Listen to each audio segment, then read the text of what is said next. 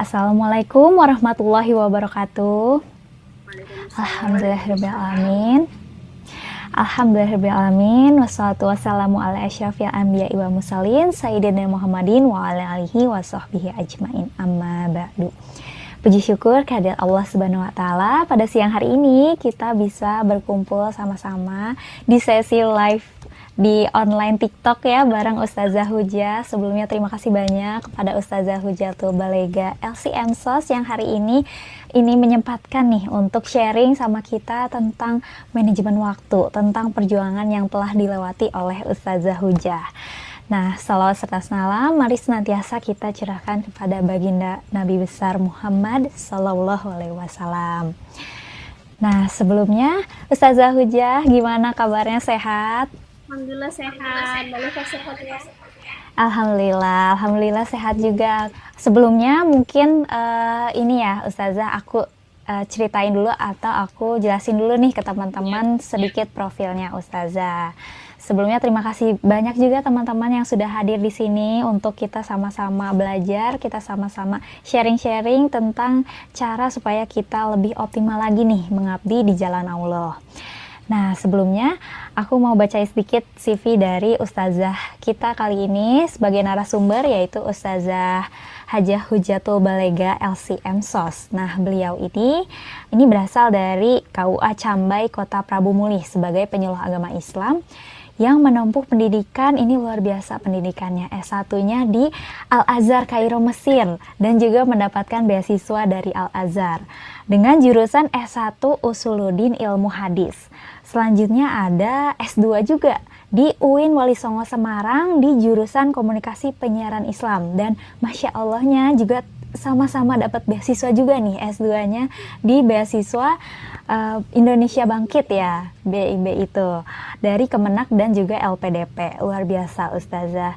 Lalu di sini Ustazah juga nggak cuman di penyuluh agama Islam aja, tapi aktif juga di berbagai organisasi, dari mulai IPARI, Ikatan Penyuluh Agama Republik Indonesia, ada di LPTQ atau Lembaga Pengembangan Tilawatil Quran, di Muslimat NU, dan juga IPHI, Ikatan Persaudaraan Haji Indonesia. Nah, kita udah dengar sedikit profil singkat tentang Ustazah Hujah yang luar biasa, termasuk kalau teman-teman tahu ternyata beliau ini saat menjalankan tugasnya itu sudah berkeluarga juga dan memiliki putri-putri yang Masya Allah solehah dan juga cantik-cantik, dan berarti luar biasa dari manajemen waktunya ini luar biasa dari Ustazah ini bisa berprestasi. Bahkan beliau ini juga berprestasi sebagai nomine ya di penghargaan yang sangat sangat bergengsi gitu di penyuluh agama Islam, penyuluh teladan yang nominasi di Penais Award ya, Penais Award 2025.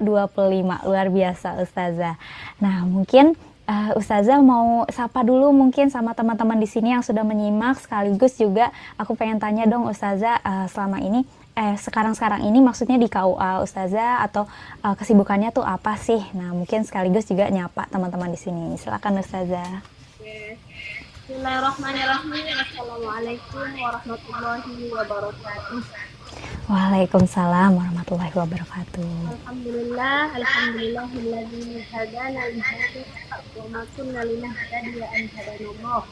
Asyhadu an la ilaha illallah wa asyhadu anna Muhammadar Rasulullah.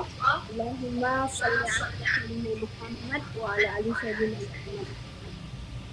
Baik, terima kasih kepada Mbak Leva yang sudah menyiapkan waktunya ya, semuanya persiapannya full, luar biasa. Kita bisa belajar bersama dan sama-sama belajar. Mudah-mudahan nanti apa yang saya sampaikan jika itu baik bisa itu diamalkan. Kalau mungkin ada yang perlu dikoreksi nanti bisa disampaikan ya. Nah, terima kasih juga untuk peserta yang sudah hadir di sini. Tidak ada yang nyapa-nyapa ya semuanya. Waalaikumsalam, kita di sini belajar sama-sama. Saya perkenalan dulu, nama saya Hujatul Balega. Ini dari nama aja susah biasanya orang nyebutnya. Kalau penulisan saya udah berkali-kali kasih khusus ya. Mohon maaf salah pengucapan berarti aku juga. Sebenarnya Kalau Mbak Leva nanti baca Al-Quran, nama saya tuh bukan sombong nih, tapi ada beneran ya. Oh iya. Di Al-Quran ada surah Al-An'am, jadi 184 ayatnya ya. Mm-mm. Bisa dilihat di sana Hujjatul Baligho. Mungkin dari awal dikasih nama memang orang tua tuh pengen mendoakan anaknya menjadi penyampai. Jadi makanya ini ngomongnya Masya Allah. agak rame ya. Masya Hari Allah. ini kita ke fokus ini kelihatan nggak ya? Nggak kelihatan ya? Nanti kalau mau materi nanti kirim aja kali ya. Ya, kita hari ini tentang muslimah seimbang dalam amanah dan ibadah. Saya sendiri adalah seorang yang sedang menjadi amanahnya adalah penyuluh agama Islam Kota Prabu Muli. Tepatnya kalau penyuluh agama itu adanya di kantor urusan agama, kita di kantor urusan agama Kecamatan Cambai. CPNS 2019, TNP 2020, kemudian ini udah tahun yang ke-6 ya, tahun ke-6 Masya Allah. agama Islam, dan alhamdulillah masih di KUA yang sama, karena beberapa teman-teman itu udah ada yang di KUA yang berbeda, ada yang sudah di Dimas ya, tergantung dengan kebutuhan yang dibutuhkan oleh Kementerian Agama sendiri. Tadi sudah sedikit dikenalkan bahwasanya memang saya menyelesaikan S1 itu di Al-Azhar. Ini sedikit berkisah, sebenarnya saya adalah orang yang nyasar ke Al-Azhar. Yang sebelumnya saya dulu bercita-cita menjadi dokter, jadi madrasah aliyah itu masuknya jurusan IPA, ya, belajar tentang kimia, fisika dan sebagainya. Namun qadarullah ternyata karena sering bergabung dengan teman-teman yang sering dari kecil ikut sabako, terus dikasih tahu informasi tes beasiswa ke Mesir, jadi kita ikut tes. Nah, jadi termasuk orang yang nekat meskipun tak bersertifikat ini Mbak dulu. Nah, jadi setelah itu bahkan saya mungkin ada yang sudah tahu, ada juga yang belum tahu ya. Pengalaman saya pernah 1 semester di farmasi dulu. Sebelum saya ke Mesir, saya 1 semester di farmasi Wah, di Masya Allah. Universitas Islam Indonesia Yogyakarta. Nah, jadi saya sudah berbarengan pengumuman antara kelulusan di UII sama di Al-Azhar. Akan tetapi karena proses visa itu sedikit lama dan panjang, dikhawatirkan visanya itu nanti visa nggak keluar, kita nggak ngapa-ngapain kan, maka saya dikasih amanah oleh orang tua untuk mengulangi hafalan di Pondok Pesantren Sunan Pandanaran ya. Ini sedikit cerita, sambil kuliah di IUI di farmasi. Setelah perjalanan setengah semester saya melaksanakan kuliah, kemudian saya mendapatkan panggilan visa turun. Nah, maka saya memilih untuk berangkat ke Al-Azhar seperti itu. Jadi saya tinggalkan farmasi, bukan tinggalkan ya, dengan kesadaran yang memang sebenarnya untuk mengambil ilmunya jangan sampai cuman sekedar ya setengah tahun kan lumayan sayang gitu. Jadi masih mengulang-ulang seperti itu. Kemudian di Al-Azhar saya sampai itu 2009. Nah, tapi karena ada permasalahan keterlambatan sehingga baru mulai kuliah 2010. Setelah itu menyelesaikan S1 Al-Azhar dengan keterbatasan saya yang tadinya kan kalau bahasa Arab di madrasah aliyah ya, mungkin kalau Mbak Leva sekarang udah penyuluh agama mungkin ada kesempatan masuk ke MAN ya, MTS, itu bahasa Arab dengan pondok pesantren itu jauh berbeda. Kalau di madrasah aliyah ada bahasa Arabnya tapi masih di awal. Kalau dari pondok itu jauh lebih detail seperti itu. Maka saya sangat menyadari waktu berangkat ke Al-Azhar saya belum benar-benar fasih dalam mengucapkan bahasa Arab. Nah, namun saya berusaha untuk melatih diri. Namanya bahasa ini kan yang harus kita lakukan adalah banyak berbicara ya Mbak. Nah, kalau bahasa itu sepintar apapun kita, kalau kita tidak berbicara, maka kita nggak akan pernah ngulang-ngulangin bahasa itu kayak gitu. Nah, akhirnya Iya, saya betul, melatih saya. diri itu dengan memberanikan diri. Kalau jam kuliah, saya akan ngobrol dengan dosennya begitu ya. Kalau keseharian saya akan berbicara dengan masyarakat-masyarakat di sekitarnya seperti itu. Apalagi kalau di Al-Azhar itu di Mesir khususnya atau di setiap negara Arab itu punya bahasa amiyah. Nah, bahasa Arab itu bahasa amiyah umum. Ibaratnya kalau orang Jakarta kan bahasa Indonesia sama bahasa Jakarta kan beda ya. Nah, seperti itu. Jadi kalau Arab bahasa Indonesia resmi sama bahasa daerah seperti itu. Nah, amiyah itu seperti bahasa daerah. Nah, jadi setiap Mesir beda, Arab, Mekah beda, Saudi beda, Yaman beda, seperti itu kan. Jadi kalau permisalan bahasa itu memang kita harus tahu apa sih khasnya bahasa di sini, bagaimana cara pengucapan, pelafalan seperti itu. Nah, dari situlah karena saya berusaha untuk belajar bahasa tersebut, saya menyesuaikan dengan keadaan itu. Kemudian dengan seiringnya waktu perjuangannya, di tahun pertama saya di Al-Azhar, ujian yang sangat berat adalah saat belajar mata kuliah. Nah, referensi-referensi yang harus dibaca kitab-kitab itu kalau di Indonesia sering disampaikan Arab gundul, Mbak Leva. Nggak ada harokatnya itu. Kita baca harokatnya aja Al-Quran masih kadang bingung ya. Apalagi kalau bahasa Arab. Iya bener Ustazah. Iya. Nah, itu yang Masya paling berat Allah. ujian saya dalam kuliah itu. Jadi saya harus mengharokati satu persatu. Mungkin kalau ada teman-teman alumni yang seangkatan saya yang mungkin nanti kita nggak tahu ya, di masa depan mungkin Mbak Leva bertemu dengan orang yang seangkatan saya 2010 sampai 2015 baru pulang ya.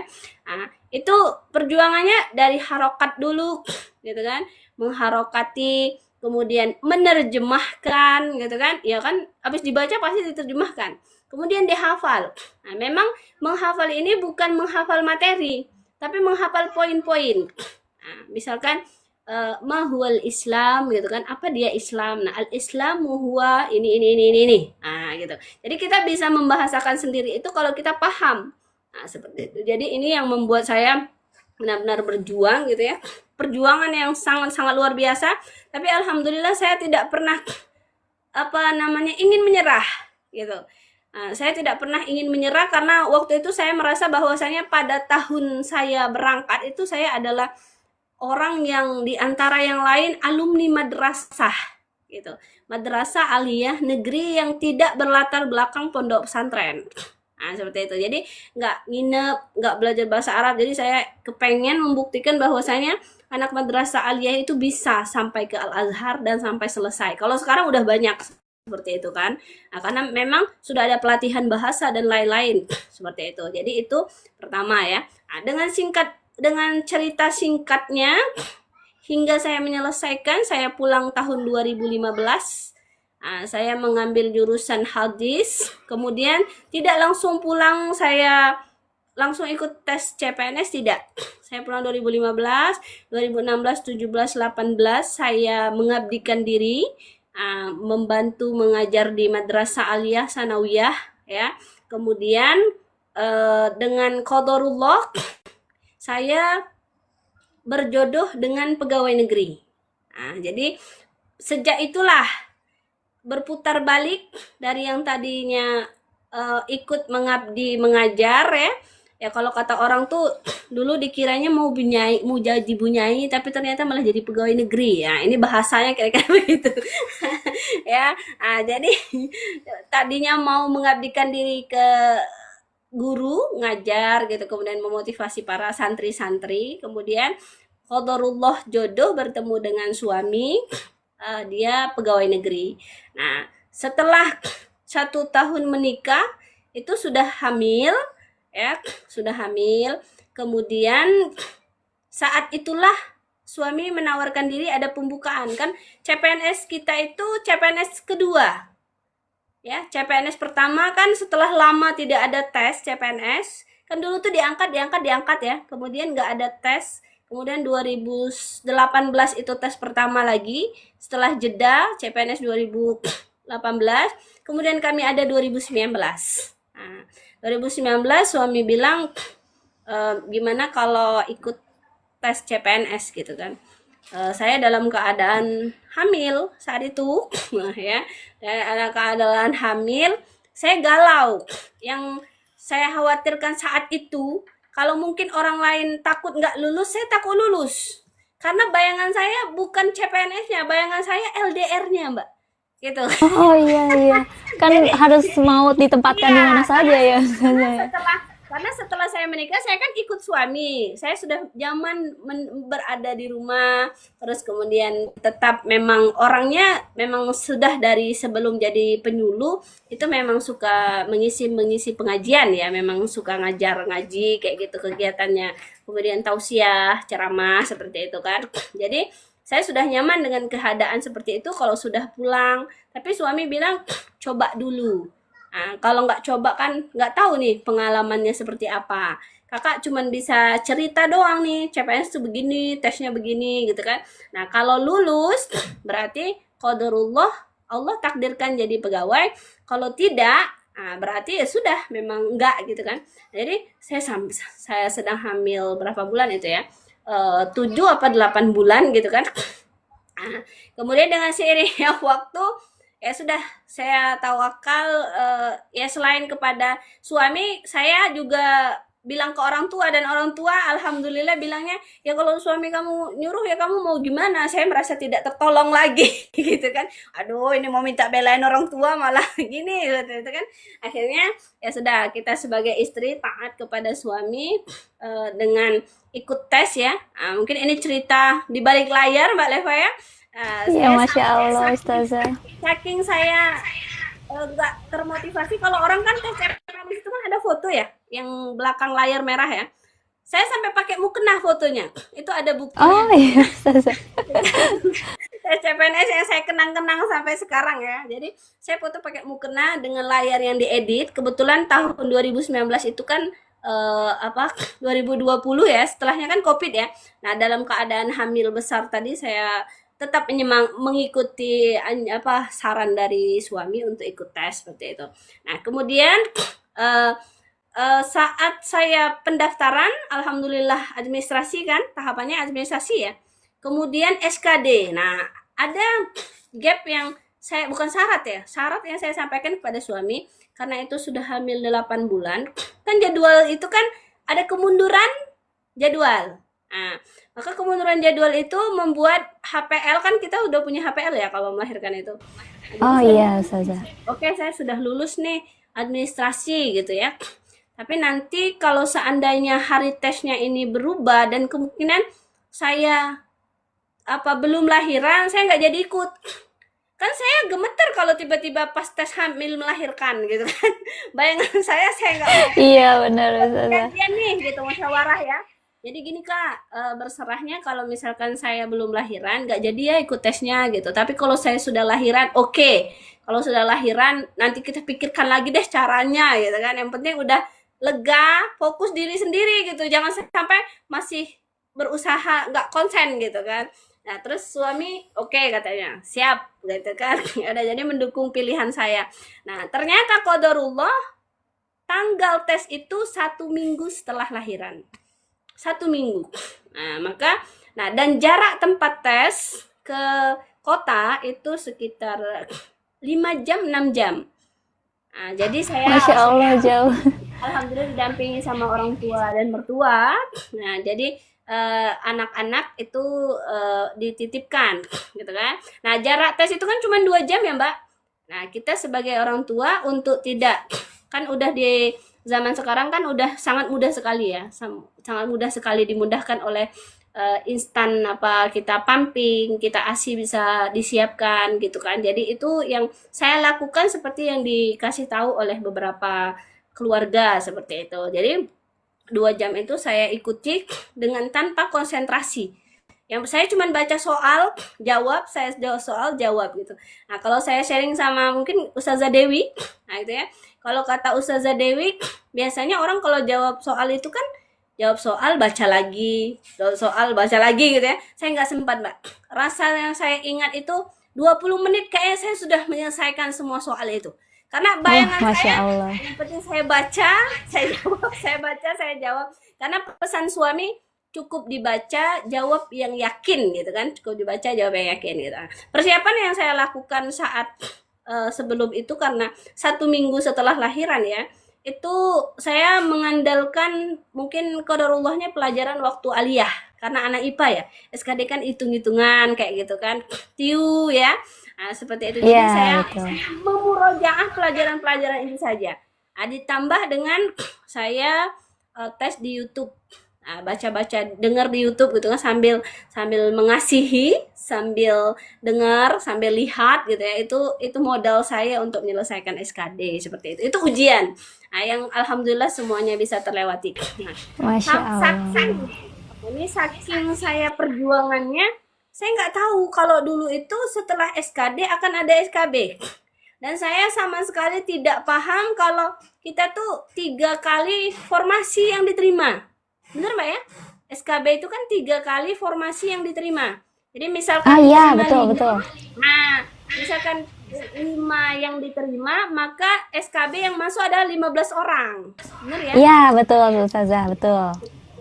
Nah, jadi saat itu ketika pengumuman SKD lulus, saya berada di posisi nomor 9.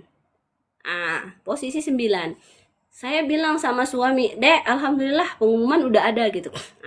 Belum belum selesai suami ngomong, saya udah mau lihat gitu kan. Saya taunya itu yang diterima 5. Saya hanya tahu yang diterima 5. Ketika saya lihat nomor 9, jawaban saya, "Alhamdulillah, ternyata belum masuk." Karena saya udah bayangan LDR ini, pokoknya Iya. adalah LDR, LDR, LDR gitu ya. Jadi memang kita tuh nggak boleh tersugesti dengan hal-hal negatif ya. Jadi seperti itu LDR, alhamdulillah. Terus suami bilang, ya enggak dong katanya. Ya enggak, ini lulus. Loh, kok bisa lulus? Kan diterima 5 gitu. Ini saya masuk nomor 9, berarti saya nggak masuk. Loh, ini tahap berikutnya yang ikut tes 15. Wah, saya langsung lemes lagi. Aduh, ini kayak gimana? SKB ini yang kayak gimana gitu kan? SKB itu kayak wawancara, nanti ditanya, disuruh ini, disuruh itu. Waduh, saya kan bingung ya. Ini kalau misalkan wawancara, yang disuruh itu adalah hal-hal yang, mohon maaf, saya bukan menyombongkan diri ya. Maksudnya kan sudah Al-Azhar Kairo Mesir. Ketika Ya. kita sudah ditanya, silahkan membaca Al-Quran. Kalau kita pura-pura jawabnya nggak bisa, gitu kan? Kita merusak citra dong. Iya, betul. Gimana gitu kan, sempat apa saya mengundurkan diri aja ya gitu kan. Apa saya mengundurkan diri aja gitu kan, aduh. Tapi ini semua kemudian saya sadar lagi kan, waduh ini semua cita-cita orang banyak gitu kan, dan saya pun mungkin dulu pernah ada niat mau jadi pegawai negeri gitu kan, karena keluarga banyak ya. Jadi PNS itu adalah cita-cita banyak orang, kemudian keluarga juga banyak yang jadi pegawai negeri gitu. Alangkah bagaimana gitu kan, qadarullahnya kalau Allah sudah, bukannya tadi bilang kalau Allah sudah mengizinkan, berarti ya sudah, inilah takdir kita, ya udahlah. Kemudian saya bangkit lagi gitu kan, oke bismillah gitu kan. Saya juara 9, udahlah, kalaupun turun-turun atau naik itu sudah hak Allah, yang jelas saya berusaha. Kemudian saya husnuzon bahwasanya hidup ini kita bukanlah orang yang paling baik, pasti akan ada orang yang lebih baik daripada kita. Kita hidup ini seperti roda kehidupan. Kita tidak bisa sombong bahwasanya aku adalah alumni ini, aku adalah bisa seperti ini. Ternyata nanti kita akan digantikan oleh orang lain, dan ternyata orang lain itu akan lebih bagus daripada kita. Maka saya masih bismillah, saya akan tetap menjawab sesuai yang ditanyakan. Saya tidak akan menjawab dengan hal-hal yang aneh gitu kan. Saya berharap ada orang yang jauh lebih baik daripada saya sehingga saya terlengser. Itu prinsip saya saat itu gitu kan. Jadi karena saya maksudnya masih bayangannya LDR, aduh gimana nih Iya, anak iya. umur berapa bulan gitu kan. Pokoknya yang saya takut itu LDR, LDR, LDR, LDR gitu ya. Jadi akhirnya kemudian qadarullah sudah ikut SKB. Ujiannya adalah ternyata setelah diumumkan qadarullahnya naik ke nomor 2. Seperti itu. Yang dari Masya 9 Allah, kemudian luar Allah biasa, Ustazah. takdirkan, ya Allah ditakdirkan kemudian naik ke nomor 2 gitu kan. Jadi sejak itu membuka hati dan pikiran saya bahwasanya kita memang tidak bisa apa ya, mengendalikan apa yang sudah Allah takdirkan. Dari situ saya kemudian belajar bahwasanya kita tidak boleh khawatir. Dan buruknya pikiran negatif saya saat itu yang saya tidak ingin ulang-ulang kembali, yang saya jadikan pelajaran adalah sugesti negatif. Dan ternyata memang benar. Nah, kita kan kalau Kementerian Agama tidak ada tempat ya, tidak ada tempat yang dipilih, hanya provinsinya saja. Nah, karena kami di Sumatera ini, Ustazah Leva, tempatnya itu jauh-jauh. Kabupaten satu dan kabupaten lain itu paling dekat 3 jam sampai 4 jam. Itu yang paling dekat. Nah, ada yang 8 Masya Allah. jam, ada yang 10 jam kan. Oh Ada yang iya. nyebrang sungai. Hmm, Nah, bayangannya udah kemana-mana gitu kan. iya. Alhamdulillah saya masih berdoa dan berharap gitu kan. Sisi positif yang saya rasakan sekarang adalah dari perjuangan ini, bahwasanya walaupun saya jauh dengan jarak tempat suami bekerja, saya lebih didekatkan kepada orang tua, mertua. Nah, jadi tempat saya bekerja itu lebih dekat kepada tempat mertua, sehingga saya ketika membutuhkan kebersamaan untuk membersamai anak-anak, saya membersamai atau bersama dengan mertua, seperti itu. Ini cerita singkat hingga menjadi penyuluh agama Islam. Nah, kemudian untuk apa ya, pertanyaannya mungkin biar nyambung ini ceritanya. Iya, boleh Ustazah. Makasih banyak Ustazah untuk ceritanya dari awal, luar biasa banget ya ternyata perjuangannya dari awal. Tes ternyata lagi hamil dan nunggu lahiran ya, dan kadarullahnya ternyata udah lahiran, jadi bisa lebih tenang gitu ya, nggak deg-degan takutnya lahiran saat tes gitu ya. Nah, alhamdulillah ternyata Allah juga menakdirkan ternyata bisa lulus nih. Berarti Ustazah ini dinilai Allah bisa lebih bermanfaat lagi ketika menjadi penyuluh ya Ustazah, luar biasa. Nah, banyak banget nih pelajaran yang udah kita dapat tadi dari cerita awal. Nah, mungkin kita pengen tahu lebih lanjut nih setelah itu. Nah, setelah itu kan Ustazah jadi penyuluh agama Islam nih. Yang itu anak masih baru berapa bulan ya Ustazah. Nah, itu kan masih kecil banget anak pertama itu ketika masuk jadi CPNS. Nah, ini salah satunya ada yang nanya juga nih Ustazah, di CPNS kita yang tahun 2025 ada yang titip pertanyaan juga dari Kak Baridah di Bekasi.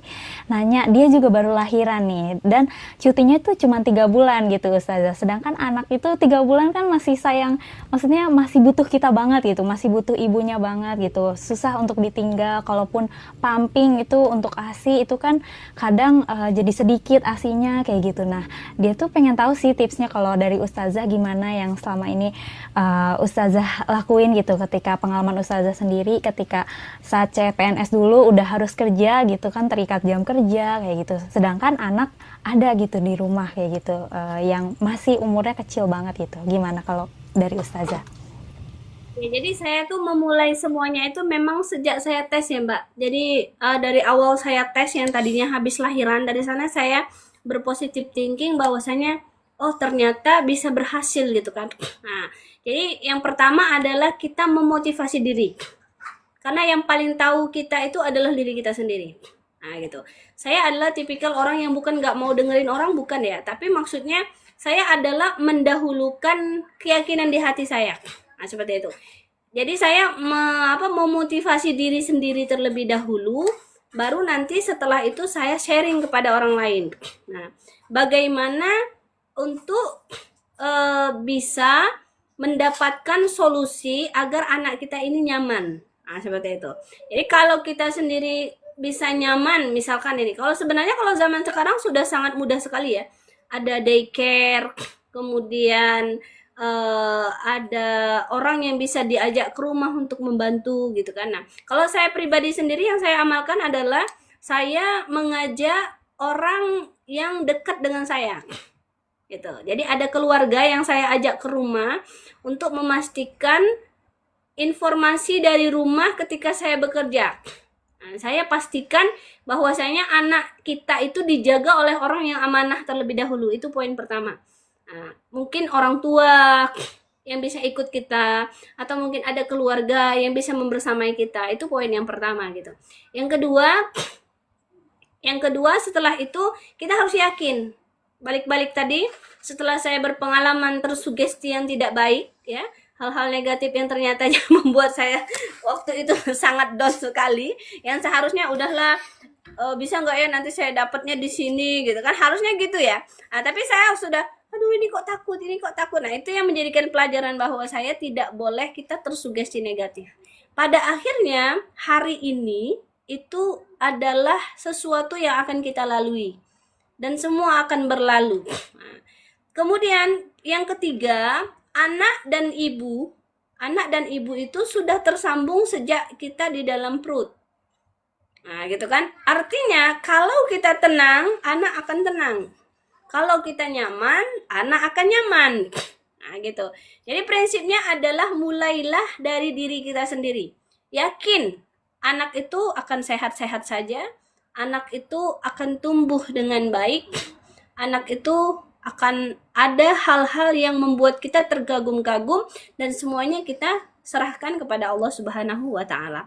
Walaupun itu teori saja yang mudah, mungkin menjalaninya berat, ya. Bohong kalau saya tidak menangis ketika meninggalkan anak. Kadang saya harus, apalagi kalau kita ini ya pumping ya, kadang kita harus menangis di dalam kamar mandi.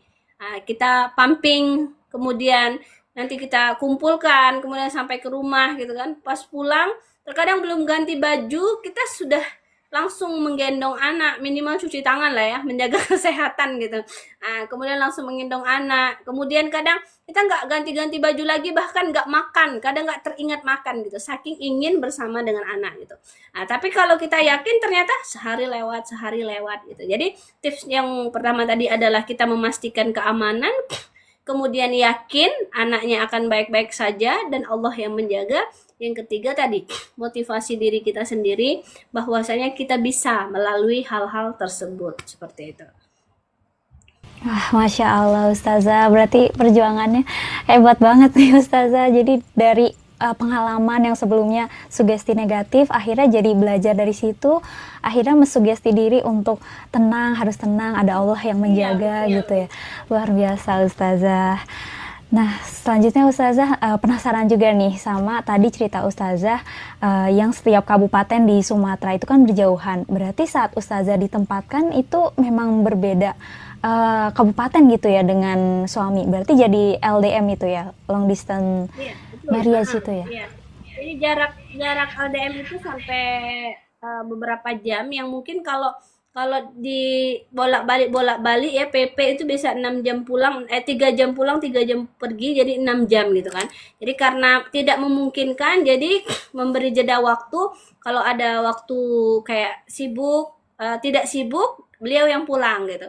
Kalau saya yang sudah, misalkan kita kan Jumat ya, nah nanti kan Sabtu Minggu atau saya yang datang, seperti itu. Nah, jadi memang jarak itulah yang harus penyesuaian, seperti itu. Yang tadinya memang kalau di jalan yang pertama ya capek, ya lelah gitu kan. Tapi setelah bertemu, apalagi melihat ayahnya bertemu dengan anaknya, ya kita happy gitu kan. Di samping itu ya kita merasa bahwasanya ya saling support gitu loh, saling support dengan saling yakini bahwasanya dia punya amanah untuk menjaga karena dia punya tugas, saya punya amanah untuk menjalankan yang saya kerjakan, seperti itu.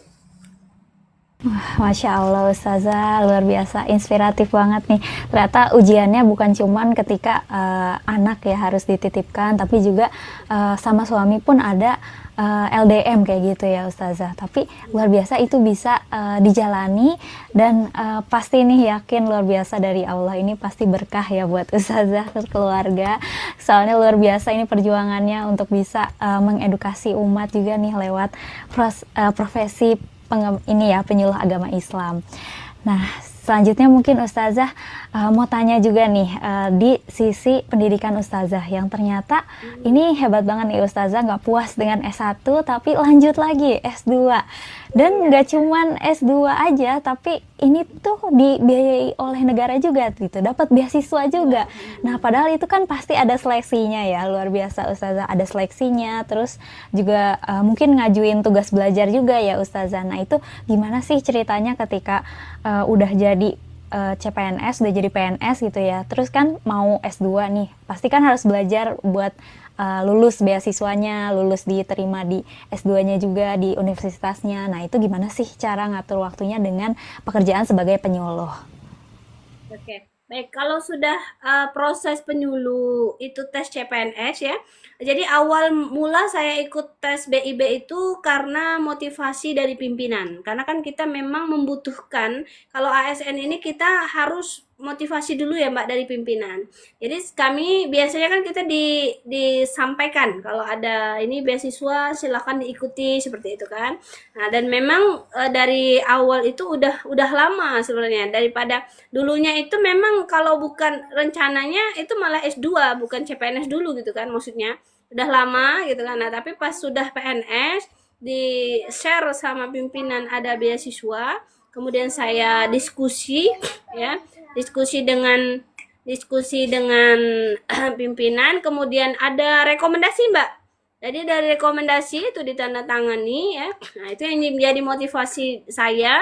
Nah, yang pertama balik lagi yang paling utama meskipun itu yang pertama, yang paling utama adalah musyawarah sama suami. Nah, jadi musyawarah sama suami ini adalah hal yang paling luar biasa. Kami menyelesaikan S2 itu bersama.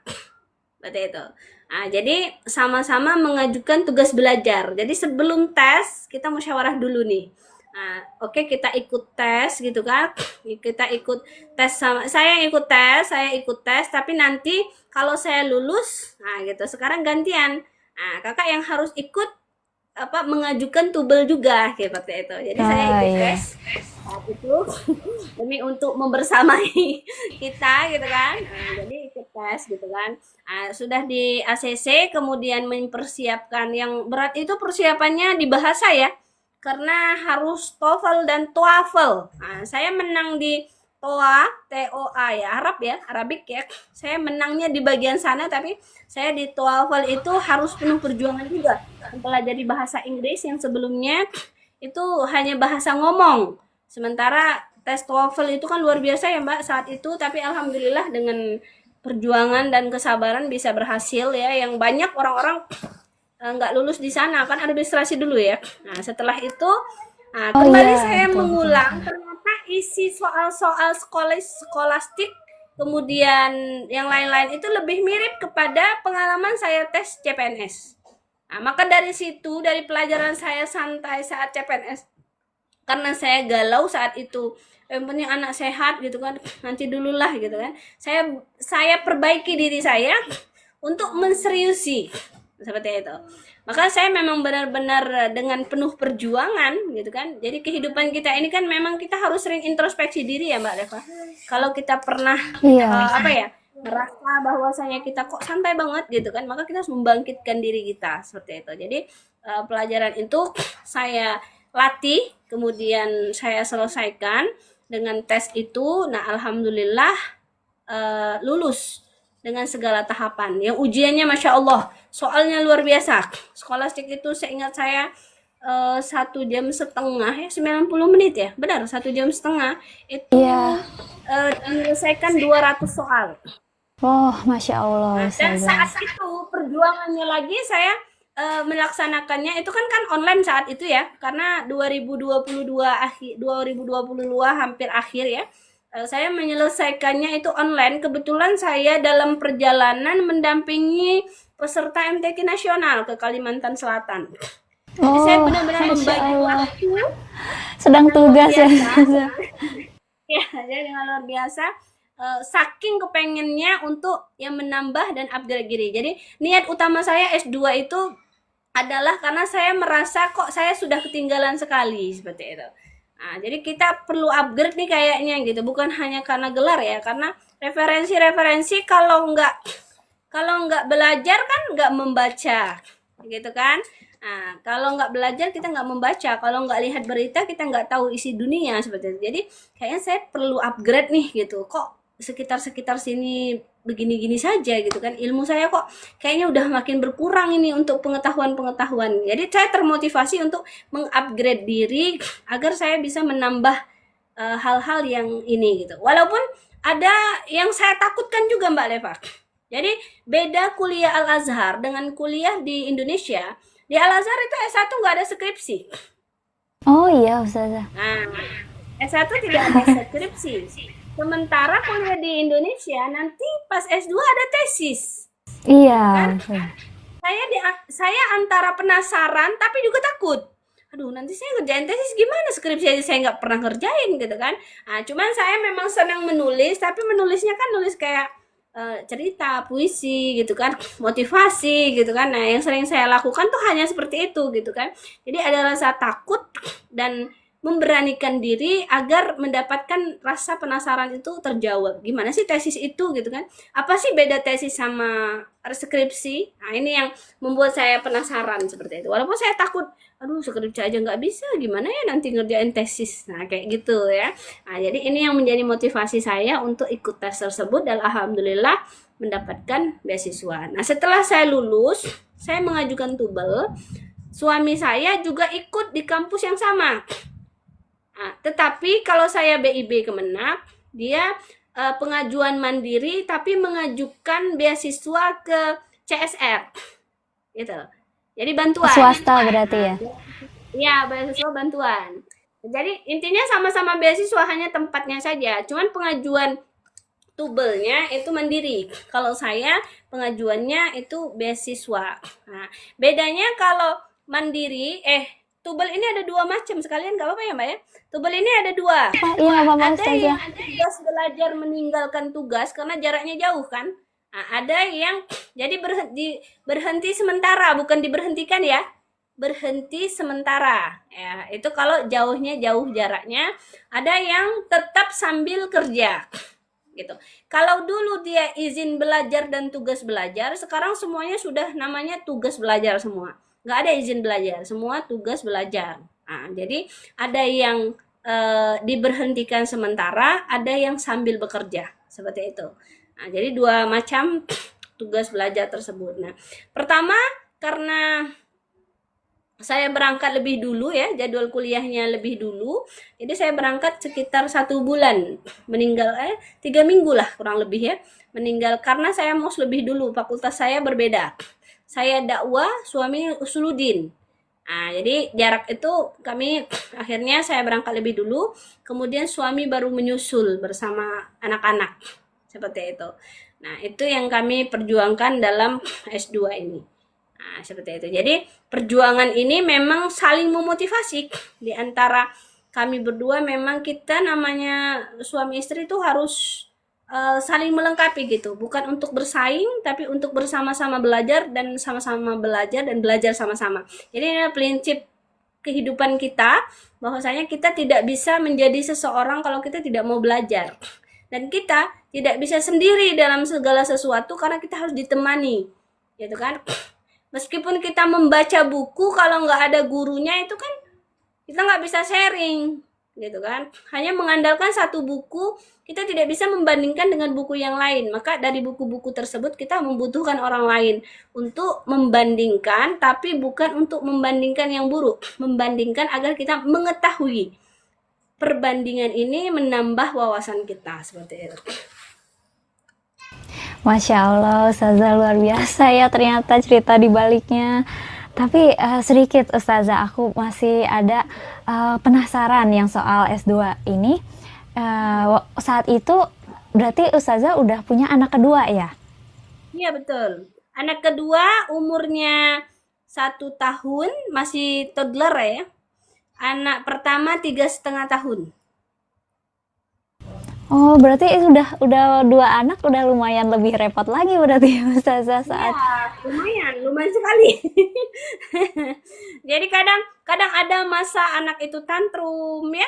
Kadang dia lagi kepengen sesuatu yang saat itu kita juga sedang sibuk dalam mengerjakan tugas gitu kan. Tetapi karena kita sudah sebagai orang tua, mau tidak mau plan kita akan berubah. 360 derajat berputar, kita harus lebih mendahulukan mereka gitu.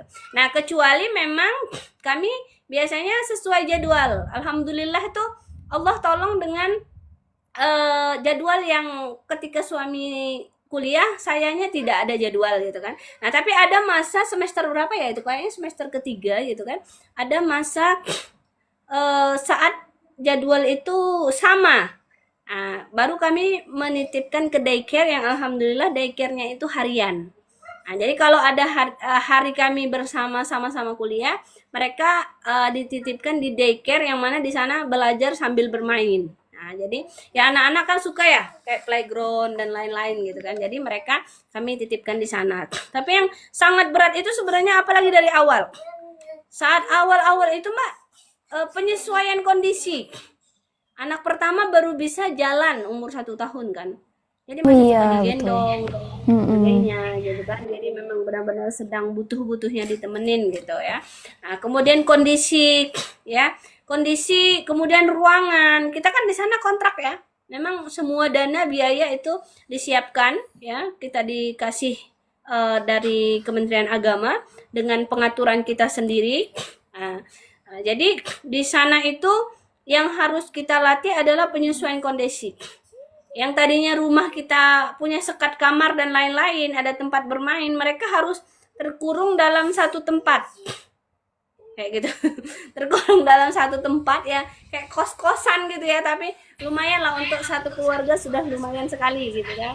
Nah, jadi mereka harus gimana ya? Disonding. Sekarang lagi menemani Fatimah belajar. Mereka juga daycare tadi disampaikan itu juga sekolah gitu kan. Ini kan daycare kalau biasanya itu seperti sekolah, karena mereka belajar dan bermain. Jadi kita memang membuat terbaik gitu. Nah, yang sangat berat perjuangan itu saat perjuangan tesis. Tadi saya ceritakan tadi, saya yang tidak pernah skripsi ya. Nah, bahkan saya sempat mungkin kalau kelas angkatan saya itu menyaksikan saya menangis di depan dosen gitu kan, di dalam ruangan belajar.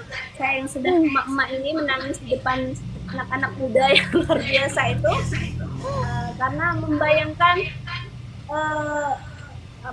pola judulnya saja saya tuh bingung, variabel Y, X dan yang lain-lain tuh saya tuh di luar kemampuan saya semua, saya nggak sanggup rasanya gitu. Itu yang membuat saya. Nah, tapi alhamdulillah karena saya menanamkan dalam hati setelah pelajaran di masa lalu bahwa kita harus yakin Allah akan membersamai kita, Allah akan memudahkan kita. Maka saya memberikan satu prinsip bahwasanya tesis itu bukan yang terbaik, tapi tesis itu adalah tesis yang selesai, itulah yang terbaik. Karena kan kalau tesisnya terbaik tapi nggak kelar-kelar, kan ada tuh kata dosen, oh ini judulnya bagus nih. Nah, udah dipuji judulnya bagus aja tapi kelarnya lama, kan nggak berguna, kata dosen kan seperti itu. Gitu. Jadi ternyata skripsi, tesis, disertasi yang terbaik itu adalah semua yang selesai. Itu yang menjadi motivasi saya. Jadi saya melakukannya tidak dengan obsesi, tapi saya mengikuti alur. Dan saya termasuk orang yang alhamdulillah menjadi orang yang sering berkonsultasi dengan dosen. Saya nggak malu untuk bertanya, saya nggak malu untuk datang gitu kan. Walaupun kata dosennya jam segini saya tunggu, kalau katanya jam 2 saya udah siap dari zuhur untuk tunggu di mana beliau ada gitu. Jadi saya benar-benar kejar apa yang menjadi kendala bagi saya akan minta arahan kepada mereka. Jadi kuncinya adalah kita benar-benar ya memohon petunjuk kepada guru karena kita adalah sebagai murid seperti itu. Itu saja mungkin yang perlu distabiloi bagi pejuang skripsi dan pejuang tesis. Itu tidak perlu obsesi baik ya, tetapi selesai gitu. Karena banyak kan orang baru siap judul aja, oh ini nggak tepat. Kadang udah judul, udah proposal ternyata nggak nyambung. Nah gitu kan. Dari konsultasi itu saya simpulkan sendiri. Ternyata kita sudah tidak mengejar kamlot, tapi kita akan mendapatkan kamlot itu kalau kita menjadi orang yang bisa menyelesaikan tesis. Nah, seperti itu. Ternyata kalau kita kuliah S2 nih, seharusnya 2 tahun selesai. Sekalipun kita punya tesis terbaik, kalau kita selesainya 3 tahun, kita kan nggak jadi dapat kamlot. Karena tahun kelulusan itu tidak menyebabkan itu gitu, menyebabkan kamu itu lulus terbaik gitu loh. Siapa Mbak ya? Jadi maksudnya selesai tepat ngaruh waktu itu ya. gitu. Tepat waktu, tesis baik, nah itu yang keren gitu. Nah, jadi kalau saya mah yang penting tesisnya selesai, saya selesai tepat waktu, itu prinsip yang saya tanamkan dalam diri saya sendiri. Karena bayangan saya juga udah pengen kembali lagi ke kantor gitu kan, memikirkan anak-anak yang harus sudah sekolah dan lain-lain gitu, seperti itu. Oh iya Ustazah, berarti putrinya Ustazah yang pertama kan 3,5 tahun ya saat kuliah. Berarti pas lulus, Ustazah lulus 5,5 tahun ya? Udah Iya betul, cocok lima TK. setengah tahun dan sekarang 6 tahun, udah 6,5 tahun. Iya, Oh iya udah betul mulai betul. TK. Luar biasa Ustazah. Berarti saat itu kan susah-susahnya tesis tuh, apalagi waktu di Al-Azhar nggak ada skripsi nih Ustazah. Itu belajarnya gimana Ustazah? Apakah pas malam itu, misal malam nih dari seharian nih udah kuliah, terus kan harus belajar nih malam, harus nyiapin tesis. Tapi anak kan butuh juga nih perhatian kita gitu. Apalagi ada 2 anak kan, ada 2 putri Ustazah saat itu. Nah itu gimana Ustazah? Apakah Ustazah akhirnya begadang atau kayak gimana Ustazah? Saya biasanya menggunakan kesempatan saat mereka tidur, saya ikut tidur, ya. Nah, nanti kan kalau mereka sebelum tidur saya temenin nih, ya, sampai mereka tidur. Saat mereka sudah nyenyak, baru saya ambil kesempatan untuk melanjutkan tugas-tugas saya gitu. Jadi saya tetap memastikan mereka tidur dulu dengan saya bersamai, atau suami saya yang membersamai gitu kan, atau kami bersama-sama. Ketika mereka sudah tidur baru kami melaksanakan kegiatan-kegiatan itu. Seperti itu. Berarti keren banget Ustazah. Jadi kayak Kemudian kalau harus kerjasama juga penting ya. Ya Ustazah? kalau Sabtu Minggu kami kayak bayar hari gitu, Mbak. Jadi kalau weekend itu full, kita nggak ngapa-ngapain. Kalau hari weekend kita nggak ngapa-ngapain, benar-benar dalam Sabtu Minggu itu kita temenin mereka seperti itu.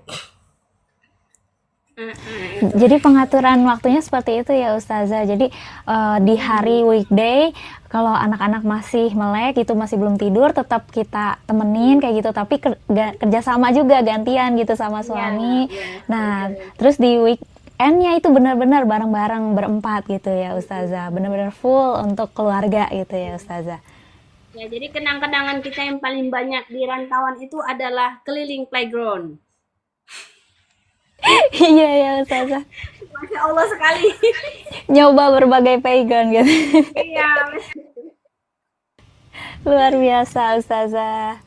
Nah, berarti ini Ustazah, mungkin aku masih ada penasaran juga nih ketika setelah lulus nih. Setelah lulus kan kerja lagi nih Ustazah di di Cambai Prabu Muli Sumatera Selatan. Terus akhirnya pasti kan Ustazah ketika saat sudah bertugas lagi itu kan ternyata aktif juga nih di banyak organisasi ya, dari IPARI ada tadi pengurus tentang haji juga ya Ustazah. Nah itu gimana sih pengaturan waktunya, apakah masih sama ketika pas kuliah, ketika weekend itu pokoknya nggak boleh ada urusan kerjaan gitu, ataukah justru ketika kerja ini jauh lebih sulit justru gara-gara kan banyak di posisi nih di berbagai organisasi, terus juga kerjaan sebagai penyuluh, kadang-kadang kan kita ada majelis taklim Sabtu Minggu, undangan lah, acara maulid atau Isra Mi'raj Sabtu Minggu gitu. Apakah prinsipnya masih sama, Sabtu Minggu harus full buat keluarga atau ada yang dimodifikasi nih Ustazah? Nah, ketika sudah selesai kita kuliah, kebetulan umur anak-anak udah mulai sekolah. Jadi saat pagi kita ke kantor itu anak-anak sudah sekolah, ya. Nah, kalau sudah siang ke majelis taklim, anak-anak saya bawa, Mbak. Jadi saya membiasakan mereka juga untuk ikut mengaji. Mungkin Mbak Leva melihat ya kalau ada video-video saya di penyuluh sedulur itu, nah itu anak-anak suka ikut gitu. Jadi saya juga mengenalkan, kebetulan mereka bisa untuk ikut dalam kegiatan tersebut gitu. Bahkan kalau saya ada tugas organisasi, kadang mereka juga ikut bergabung gitu kan. Ya meskipun dengan keriuhannya ya, namanya anak-anak ya, lari ke sana lari ke sini gitu ya. Ya dengan terpaksa yang cita-cita jadi uminya Nusa dan Rara ini ya keluar juga tanduknya kadang gitu. Ya manusiawi gitu ya. Nah, tapi saya berusaha untuk ketika tidak di dalam jam yang mengganggu anak-anak jam sekolah gitu kan. Di setelah itu kalau ke lapangan anak-anak saya bawa membersamai saya seperti itu. Saya mengusahakan agar mereka juga tahu tentang ya mengaji, tentang ibadah seperti itu kan. Nah, kalau aktif organisasi, alhamdulillah organisasi-organisasi yang saya ikuti memang berkesinambungan dengan tupoksi penyuluh agama. Ini yang membuat saya nyaman untuk memilih sebagai penyuluh agama gitu kan. Ya kayak MTQ gitu kan. Memang keagamaan, kemasyarakatan, pembangunan gitu kan untuk musabako, kemudian kemasjidan, umroh dan haji kan, moderasi semuanya itu memang berhubungan dengan hal-hal yang disupport oleh para pimpinan gitu. Kita melaksanakan organisasi itu berasa nyaman karena sesuai dengan tupoksi kita sebagai penyuluh agama. Jadi sedikit apa ya, sedikit sekali ya, kalau dibilang nggak ada masalah pasti ada ya. Tidak ada kehidupan ini yang tidak ada masalah dan ujiannya, pasti ada ujian dan masalah. Nah, tetapi untuk hal-hal organisasi karena semuanya nyambung dengan tupoksi, jadi untuk sampai saat ini aman-aman saja. Malah mensupport. Nah, sehingga profesi ini juga yang alhamdulillah membuat saya sampai kepada nominasi penyuluh Penais Award ya, Pai Award yang sebelumnya kemudian berubah menjadi Penais Award tahun 2025 gitu. Walaupun belum menjadi juara tapi mendapatkan pengalaman yang luar biasa seperti itu. Masya Allah Ustazah, luar biasa. Ternyata jadi bisa sambil mengenalkan juga ya ke anak-anak tentang ini nih kerjaan uminya atau dakwah uminya gitu, dakwah maminya yang itu bisa bermanfaat buat orang-orang. Akhirnya mereka juga kan jadi bisa ngikutin juga, siapa tahu jadi terinspirasi gitu ya Ustazah. Berarti itu putri-putri Ustazah ketika dibawa nih misal ke Majelis Taklim, berarti naik motor itu bertiga Ustazah? Alhamdulillah kita sudah bawa mobil, jadi ikut Alhamdulillah. mobil yang kecil, jadi naik mobil. Alhamdulillah yang Ustazah. Iya, alhamdulillah Ustazah. Soalnya agak kepikiran juga kan ada 2 anak ya. Alhamdulillah, berarti luar biasa Ustazah. Jadi walaupun weekend juga bisa ini ya Ustazah, bisa dibawa aja gitu kalau ada kegiatan penyuluhan gitu ya, Iya, bareng aja dibawa. sama Nah, kebetulan anak-anak kalau gitu. weekend kan ada suami ya. Nah, saya kalau weekend itu selalu diantar sama suami. Jadi kita kalau weekend itu memang sudah terkondisikan, sudah waktu keluarga gitu. Jadi kalau misalkan diantar sama suami, nanti mereka bersama suami di handle gitu, atau ikut juga dalam kegiatan tersebut gitu kan. Karena kita kebetulan sama-sama alumni Al Azhar, kadang saya menemani beliau yang berdakwah, kadang beliau yang menemani saya seperti itu kan. Jadi kami saling support. Kadang kami bersama, kadang beliau yang tausiah, kadang saya yang membersamai atau sebaliknya seperti itu.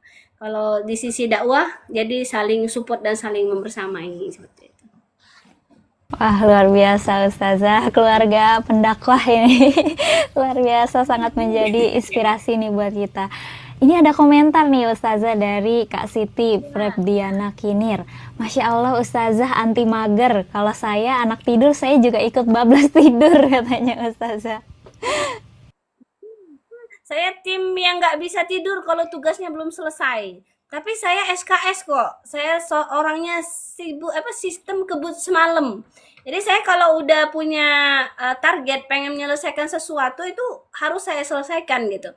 Tapi saya adalah orang yang sering menyelesaikan sesuatu itu enggak sedikit demi sedikit. Nah, 1 hari harus selesai atau duduk satu selesai gitu. Jadi saya sudah punya agenda mengurangi yang lain-lain, ini yang harus didahulukan terlebih dahulu seperti itu. Jadi pengaturan prioritas juga penting ya Ustazah. Ini yang paling penting nih duluan gitu.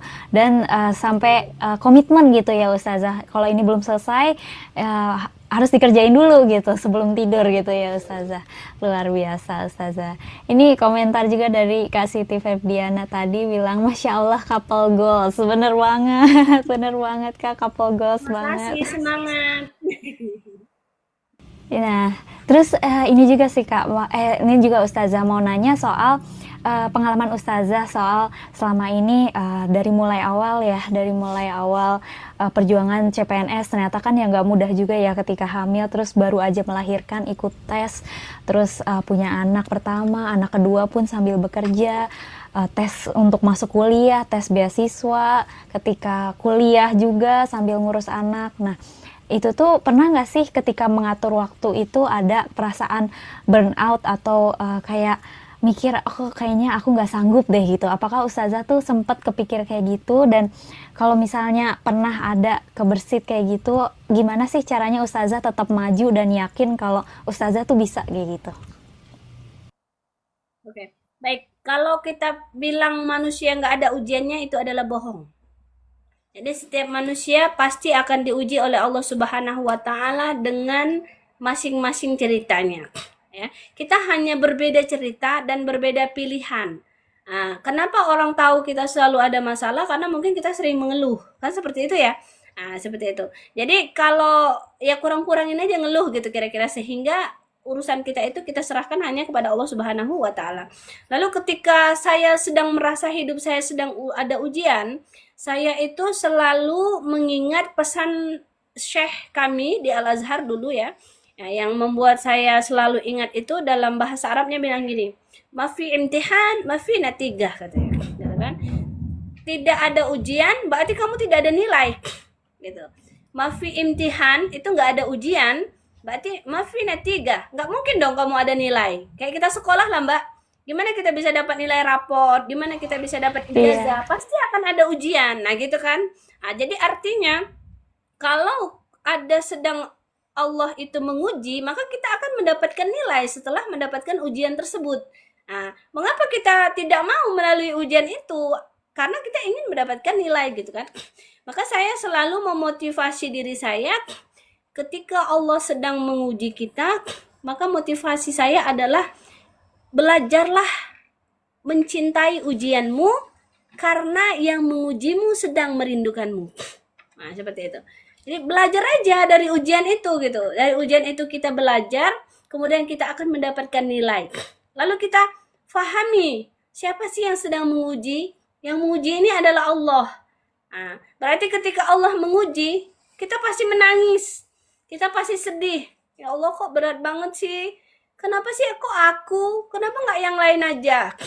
Aku tuh maunya jangan yang ini kalau bisa ujiannya, gitu kan? Nah, saat itu sebenarnya kemana kita mengadu? Pasti sama Allah. Astagfirullahaladzim. Ya Allah, ya Rahman, ya Rahim. Iyyaka na'budu wa iyyaka nasta'in. Kan gitu. Dari posisi itu, kalau kita belajar dengan ujian kita, ternyata kita memaknai. Ternyata yang menguji kita sedang merindukan kita. Nah, ini yang jadi motivasi saya. Maka, belajarlah mencintai ujianmu. Yakini saat kamu sedang diuji itu, Allah sedang merindukanmu. Merindukan ini artinya apa? Biar kita ingat. Mungkin Allah sedang menguji kita lupa sholat. Mungkin Allah sedang menguji kita lupa ngaji. Mungkin Allah sedang menguji kita ingin lebih dekat kepada Allah Subhanahu wa taala. Atau kita sudah ngaji, kita sudah sholat. Ternyata Allah sudah menguji, ternyata Allah meningkatkan iman kita. Bukan ketika kita sudah rajin, kita sholat, kita ngaji, ternyata Allah uji, kita tuh dihukum enggak, gitu loh. Tapi iman itu kan yazid wa yanqus. Nah, jadi iman itu naik turun. Nah, jadi ada orang yang sedang diuji itu ditingkatkan keimanannya kepada Allah Subhanahu wa taala. Nah, itu yang jadi motivasi saya. Saya menjadi manusia yang munafik kalau saya menyatakan bahwa saya nggak pernah nangis, bohong. Ya. Nah, kalau saya bilang saya nggak pernah punya ujian, bohong, gitu. Tapi saya hanya berusaha untuk menenangkan diri saya sendiri dan menyerahkan kepada orang lain. Kemudian saya adalah tipikal orang yang bukan tidak ingin menceritakan masalah kepada orang lain, tapi berusaha untuk mencari teman yang bisa memotivasi hal positif, gitu. Nah, memang kan kalau kita bilang kalau sedang ada ujian, nggak mungkin juga kan. Mbak Leva bilang, saya bilang, Mbak Leva, sabar ya, udah nggak apa-apa, nanti begini. Kita kan enak ya. Nah, itu sabar-sabar emang ngadapin. Gue nih yang ngadapin. Kira-kira bener kalau bahasa orang Jakarta. Denger doang, gue nih yang ngadapin. Nah, kira-kira kan gitu ya, gejolak gitu kan. Nah, maka berusahalah untuk mencari teman itu, dia yang mau mendengar dulu. Dia mau bertanya, kenapa emangnya kok bisa begitu? Mungkin nggak ada sesuatu yang kamu lakukan sehingga bisa begini. Saya berusaha mencari teman untuk mengajak saya berpikir, oh mungkin ini kesalahan saya, atau ada hal yang ingin saya perbaiki, ya seperti itu. Nah, jadi saya biasa bercerita kepada orang yang bisa bertanya, kenapa bisa begitu? Nah, bukan yang bilang, udahlah, lupain aja, nanti juga lewat kok. Nah, kan begitu. Nah, seperti itu ya. Sama kayak mohon maaf, kita kan tim KUA, tempat curhatnya orang calon-calon pejuang halal. Situ juga kan? Gitu kan. Iya Ustazah.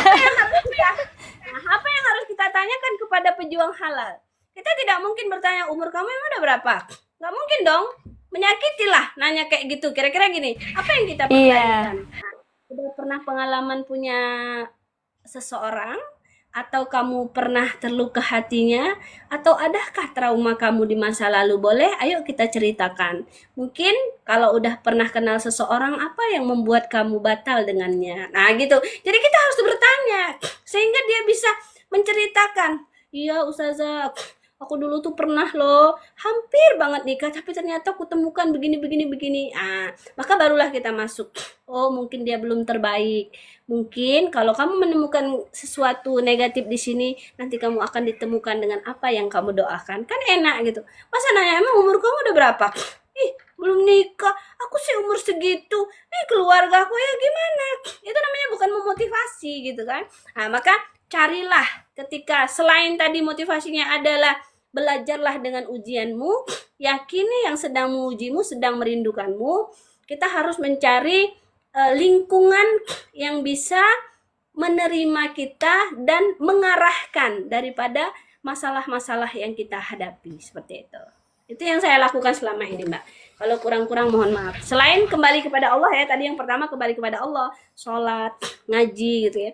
Ya yang jelas membaca Al-Quran. Target saya kalau saya nangis itu saya harus sambil murojaah hafalan. Nah, jadi walaupun nangis itu saya ngaji gitu. Misalkan saya murojaahnya juz 1 gitu kan. Bismillahirrahmanirrahim. Alhamdulillahirabbil alamin arrahmanirrahim maliki yaumiddin. Terus saya baca sampai saya berhenti sendiri, tapi saya ngaji apa yang saya ingat. Entah itu surah Al-Ikhlas saya baca berkali-kali, entah saya murojaah 1 juz, enggak tahu lagi salah benar bacaannya. Yang penting saya tidak melafazkan hal-hal yang buruk sehingga saya mencela Allah Subhanahu wa taala. Nauzubillahi min dzalik, seperti itu. Jadi saya berusaha untuk tidak menolak ya. Mungkin namanya kita manusia ini yang dilihat itu banyaklah baiknya. Tapi aib-aib itu sebenarnya dijaga oleh Allah Subhanahu wa taala, seperti itu. Saya juga memiliki banyak aib yang mungkin orang-orang di luar tidak tahu atau mungkin ada yang tahu, tapi Allah menutupinya. Dan hidup kita adalah berusaha untuk tidak membuka aib orang lain sehingga Allah juga akan menutup aib kita. Makanya sebenarnya dari pelajaran menutupi aib ini, kita tuh harus belajar. Kita kalau berbagi sama orang itu ya yang baik-baiknya aja. Semestinya begitu. Yang duka-duka ya nggak usah dikasih-kasih ke orang dong gitu kan. Nah, tapi dunia sekarang sudah terbalik. Yang lebih menarik, yang lebih viral itu kalau baik dibilang sombong, kalau jelek diacungin jempol. Nah, kan gitu. Kalau baik, iya Ustazah. Apa sih? Nah, gitu kan. Nah, atau misalkan, mohon maaf, foto suami istri dibilang alah pamer, yang jomblo nih baper. Ngelihatnya, awas lu ya nanti kalau gue udah punya pasangan, seharusnya kan motivasi, Masya Allah, gitu kan. Atau dikomenin, itu mah di foto doang, di rumahnya kan belum tentu. Nah gitu kan. Padahal niat orang menyampaikan kebahagiaan itu, coba kalau kita ambil sisi positifnya, mungkin kita mendapatkan kebahagiaan yang sama seperti yang mereka dapatkan. Mungkin kita bisa termotivasi dengan ibadah yang orang lakukan, seperti itu. Bukan malah menghujat orang bahagia dihujat. Malah giliran yang belum jadi pasangan halal dijadikan role model. Gitu kan salah. Iya, yang pasangan halal dihujat, dibilang nggak usah pamer-pamer, nanti ain. Nah, nggak usah ini, nanti itu, gitu kan. Tapi kalau nggak pasangan halal, wow, couple goal nih. Didoain ya sampai ke pelaminan, kan agak rancu gitu kan. Tapi inilah dunia. Nah, maka kita cukup melatih diri kita saja untuk berusaha, untuk melihat yang baik, kita syukuri, untuk melihat yang jahat, kita berdoa agar kita terhindarkan. Mungkin seperti itu, Mbak Reva. Iya, Masya Allah Ustazah. Jadi benar-benar ini ya luar biasa dari perjuangannya Ustazah juga ketika ada sisi lagi down gitu, lagi kerasa banyak ujian itu dari mulai kembali ke Allah, terus sampai ada ini ya, mindsetnya juga kalau yang tadi dari guru Al-Azhar ya, kalau nggak ada ujian ya nggak ada nilai. Berarti ini untuk kita mendapatkan nilai dari Allah Subhanahu Wa Taala ya dengan melewati ujian ini, belajar dari ujian. Luar biasa. Senang banget sih belajar banyak banget dari Ustazah ya, dari selama sesi sekitar 1 jam ini. Tapi mungkin ada sedikit pertanyaan lagi nih Ustazah, tentang aku penasaran apa sih impian tertinggi Ustazah gitu, kok bisa setangguh ini gitu, dari mulai awal meniti karir gitu, itu kan luar biasa ujian-ujian yang dihadapi gitu, tapi tetap bisa semangat gitu, tetap bisa ngejalaninnya itu, terus cari jalan keluar, itu apa sih Ustazah? Oke, baik. Saya tidak memiliki cita-cita yang terlalu tinggi ya Mbak, tapi saya selalu memakai prinsip yang saya amalkan adalah ketika saya sedang lelah, saya akan memutuskan untuk beristirahat. Mengapa saya beristirahat? Karena saya ingin sehat, gitu. Nah, ketika saya sedang istirahat, tujuan saya adalah sehat, gitu. Dan ketika saya sehat, membuat saya tangguh, saya ingin menjadi orang yang bermanfaat, kayak gitu. Nah, jadi kalau kita istirahat, kita lelah, kita istirahat. Mengapa kita perlu istirahat? Karena kita ingin sehat. Maka ketika kita sehat, ya, jadilah orang yang bermanfaat. Nah, dan yang paling bermanfaat itu adalah khairun nas anfa'uhum linnas. Sebaik-baik orang yang bermanfaat adalah yang bermanfaat bagi orang lain. Artinya, apalagi kita sebagai penyuluh agama, bukan membanggakan diri ya. Penyuluh agama adalah yang dekat dengan masyarakat, yang memang harus membantu masyarakat gitu kan. Maka bermanfaat ini adalah melayani umat. Nah, jadi sehat ini bermanfaat untuk melayani umat gitu. Nah, melayani umat ini tujuannya adalah Allah Subhanahu wa taala. Allah Subhanahu wa taala ini adalah tujuan terakhir yang akan menjadikan tabungan kita di akhirat. Ketika kita di akhirat, cita-cita terakhir kita adalah dekat kepada Nabi Muhammad sallallahu alaihi wasallam. Seperti itu. Jadi kalau istirahat, kalau lelah istirahat, jadikanlah alasan istirahat untuk menjadi orang sehat. Kalau sudah sehat, niatkan untuk menjadi manusia yang bermanfaat. Niatkan ketika kita bermanfaat bagi orang lain, jangan menolak untuk membantu orang lain. Ketika kita bermanfaat, niatkan mendapatkan pahala yang akan kita nikmati di akhirat. Dan di akhirat cita-cita abadi kita adalah bersama-sama masuk surga dengan ridho Allah, dekat dengan Nabi Muhammad sallallahu alaihi wasallam. Mungkin itu yang menjadikan motivasi bagi saya sebagai manusia yang masih perlu banyak belajar dan memperbaiki ibadah-ibadah yang masih sering naik turunnya iman, seperti itu. Masya Allah, luar biasa Ustazah. Ini nggak kerasa Ustazah, ternyata udah 1 jam lebih ya Ustazah. Terima kasih banyak ini Ustazah untuk sharing-sharingnya yang luar biasa. Nah, sebelumnya mungkin di Ustazah di komentar ada yang tanya-tanya, mungkin bisa dicek Ustazah. Ini juga teman-teman di sini. Jangan lupa makan katanya nih, Mas. Jangan lupa makan. Waduh, udah makan siang kita. Ya, yang teman saya masih jomblo ini ya, bisa diikuti. Jangan lupa di-follow penyuluh agama terbaik ini di Bogor ya. Bener Pak ya, Ustazah nggak terbaik. Bekasi ya, Bogor atau Bekasi? Enggak, di Bogor, saya tempatnya di Bogor, cuman bukan penyuluh terbaik lah, masih banyak yang lebih baik. Ya, ini nggak ada pertanyaan ini, semangat aja, semangat Ustazah katanya. Cuman nanya temennya itu dari mana, Bogor. Iya, penyuluh agama, terlihatkah kita sama-sama muda? Enggak lah, jauh ya. Mbak Leva kelahiran tahun berapa? Mungkin ada yang menyimak di sini? Saya 96 Ustazah. Ya Allah, terbaik. Nah, 96 ya. Yang ingin menyambung silaturahim silahkan diikuti. Banyak ilmu-ilmu beliau ya.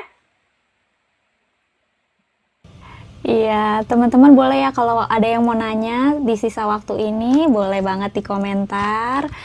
Nah, sebelumnya teman-teman yang join lewat aku juga boleh di follow juga nih Ustazah Hujah, luar biasa, ini banyak banget konten-konten bermanfaat dan ilmu-ilmu bermanfaat serta pengalaman-pengalamannya beliau ini luar biasa, menginspirasi sekali.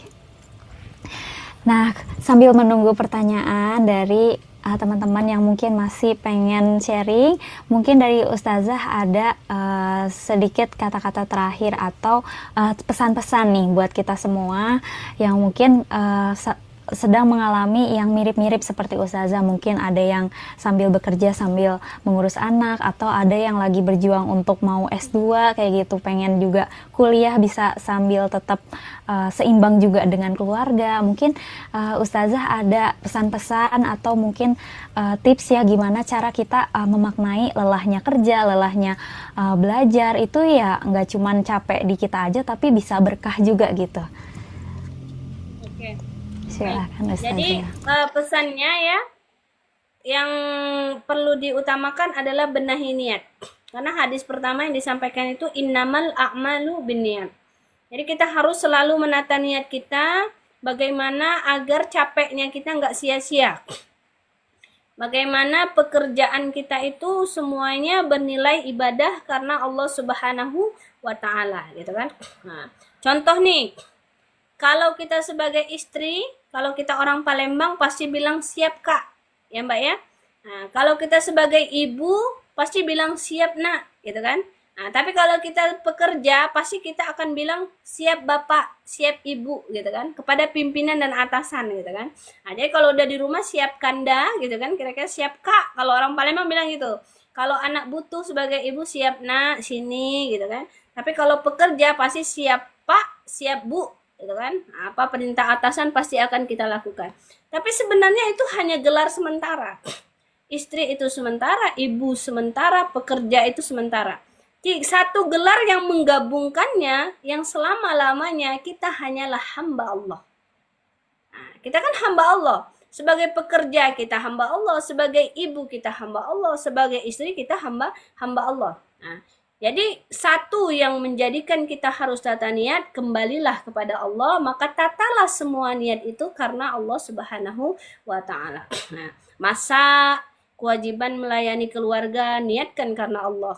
Kerja, mencari rezeki, memberi nafkah, membahagiakan diri, memenuhi kebutuhan kita sendiri, itu amanah kembali dari Allah. Ngurus anak, mendidik generasi saleh salihah, mendidik agar mereka bisa menjadi anak-anak yang baik, berpendidikan, berprestasi, itu semua tabungan pahala yang akan menjadikan kita nantinya sebagai ibu yang insya Allah menjadi orang-orang yang salihah, yang benar semuanya kembali kepada Allah. Nah, jadi jangan sampai kita, contohnya nih, ingat pesan Allah pada surah Al-Asr ayat 1 sampai 3.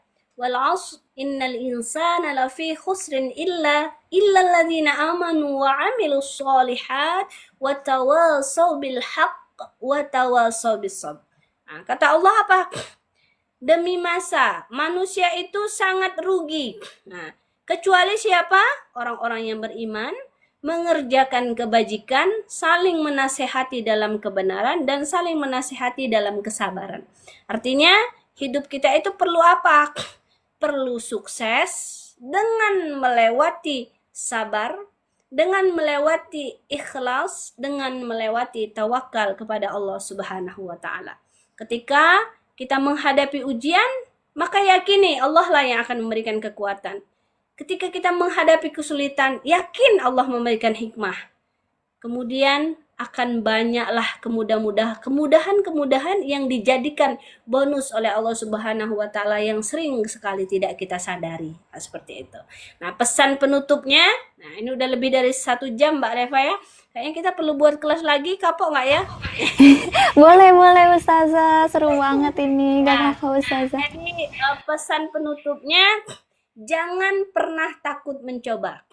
Nah, setelah niatnya karena Allah, jangan pernah takut mencoba. Jangan pernah takut jatuh. Pakailah ilmu gravitasi. Semakin dilempar ke bawah, bola akan semakin tinggi. Benar nggak, Mbak?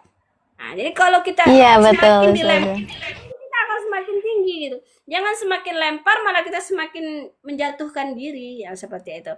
Jadi inna ma'al usri yusra, dan be yourself. Jadilah diri kamu sendiri. Jadilah dengan versi terbaik kamu. Jangan sekali-kali mengukur pakaian yang akan kita pakai dengan memakai ukuran pakaian orang lain. Nah, ya. Masa kita biasa pakai M terus udah aku pinjem baju kamu aja lah L, ya pasti gobor kan? Nah, seperti itu. Atau saya M tapi pinjem baju kamu ternyata S, ya simple dong. Jadi kekecilan. Nah, seperti itu. Jadi pakailah dengan versi terbaik kamu. Sama seperti kita yang sama-sama penyuluh agama. Mari kita sama-sama, mungkin di sini ada rekan-rekan penyuluh agama yang hadir ya. Nah, jadilah dengan versi terbaik. Penyuluh agama tidak harus pintar ceramah. Penyuluh agama tidak harus bisa semua tentang keagamaan. Tapi penyuluh agama harus sama-sama mau belajar. Nah, bagaimana cara penyuluh agama mau sama-sama belajar? Lihatlah, kita penyuluh agama nggak sendiri. Ada rekan-rekan yang lain. Ada yang pakar zakat, ada yang pakar wakaf, ada yang pakar fikih, ada pakar akidah. Nah, pilihlah mereka-mereka sesuai dengan pakarnya masing-masing, kita pelajari. Ketika kita ingin mengisi tentang fikih, kita yang diamanahkan, carilah ilmu dari orang-orang ahli fikih. Nah, seperti itu. Jangan malu untuk bertanya kepada sesama rekan penyuluh. Kita bersama untuk masyarakat memberikan pelajaran keagamaan. Bukan untuk bersaing, untuk menjadi paling pintar sendiri, tidak. Nah, jadi kita, makanya posisi yang sering saya sampaikan bahwasanya kita kudu sama-sama belajar dan belajar sama-sama. Karena kita hidup ini seperti jari. Nah, ya, kalau kita di tengah, maka nggak enak loh kalau cuma ngelihat tengahnya doang. Mesti dilengkapi ini itu. Nah, atau mungkin kamu selalu dapat jempol. Tapi kalau jempol doang, ya udah kamu gini aja terus. Apa nyaman ngelihatnya? Kan nggak bisa. Pasti harus bersamai seperti itu. Jadi pahami kita punya posisi positif apa. Oh, saya bidangnya ini nih. Nah, tapi kayaknya saya masih kurang ini gitu. Nah, jadi jangan ketika kamu dibutuhkan kamu bilang nggak bisa. Misal, Ustazah saya kalau disuruh ceramah kok kayaknya kurang gitu kan. Jangan bilang saya nggak bisa, jangan bilang saya kurang. Tapi belajar, ini saya dikasih amanah nih MT ini, saya yang perlu ceramah. Nah, gimana kira-kira apa materi yang perlu saya sampaikan? Nah, maka kasih tahu gitu. Nah, untuk memberanikan diri. Kita tidak bisa memaksa orang lain itu pasti berubah karena mendengarkan kita, enggak. Hidayah milik Allah Subhanahu wa ta'ala. Jadi semangat untuk terus mencoba, semangat untuk saling bersamai dan terus belajar kepada sesama di sekitar kita dan kepada orang lain. Seperti itu. Udah asar Mbak Leva, terima kasih. Jangan kapok ya. Terima kasih banyak Ustazah, Masya Allah luar biasa banget. Terima kasih Ustazah, banyak sekali ilmu dan inspirasi yang kita dapatkan di sini sama-sama dari Ustazah. Luar biasa perjuangannya. Dan di sini juga dari pesannya ini luar biasa juga ya Ustazah, dari mulai kita benahi niat, terus gimana kita jangan sampai takut jatuh, kita jangan sampai takut untuk mencoba gitu ya, terus harus sesuai juga dengan diri kita seperti apa, harus mau terus belajar kayak gitu. Nah luar biasa sih Ustazah, terima kasih banyak banget ilmu yang kita dapetin di sini, dan juga teman-teman di sini yang menonton juga pastinya dapat banyak banget manfaat. Semoga bisa memberikan berkah ya buat kita semua, bisa memberikan pahala jariah juga buat Ustazah sekeluarga. Amin ya rabbal alamin. Nah mungkin untuk sesi sekarang kita cukupkan ya Ustazah, karena kebetulan udah asar juga. Nah mungkin kita bisa nanti mungkin di lain waktu bisa ketemu lagi ya Ustazah. Mungkin ada sesi-sesi yang juga bisa agendakan ya nanti, bermanfaat. kalau enggak 2 minggu sekali atau 1 minggu sekali kapan ada waktu. Boleh ya Ustazah, seneng banget. Lu sibuk sekali nih seperti ini. Enggak Ustazah, ini menyibukkan diri aja. Pengen belajar banyak Ustazah, termasuk dari Ustazah juga, Ustazah Hujah Nanti juga. kapan-kapan luar saya biasa. yang hostnya, saya yang bertanya ke Mbak Leva gitu ya. Aduh, malu Ustazah. Siap ya. Sama-sama belajar kita. Insya Allah, insya Allah. Siap, terima kasih banyak Ustazah dan juga teman-teman semua yang sudah menyimak. Mungkin kita bertemu kembali di kesempatan selanjutnya. Semoga sehat selalu untuk Ustazah Hujah dan untuk teman-teman semuanya. Wabillahi taufiq wal hidayah. Wassalamualaikum warahmatullahi wabarakatuh. Waalaikumsalam warahmatullahi wabarakatuh. Makasih ya. Makasih Ustazah.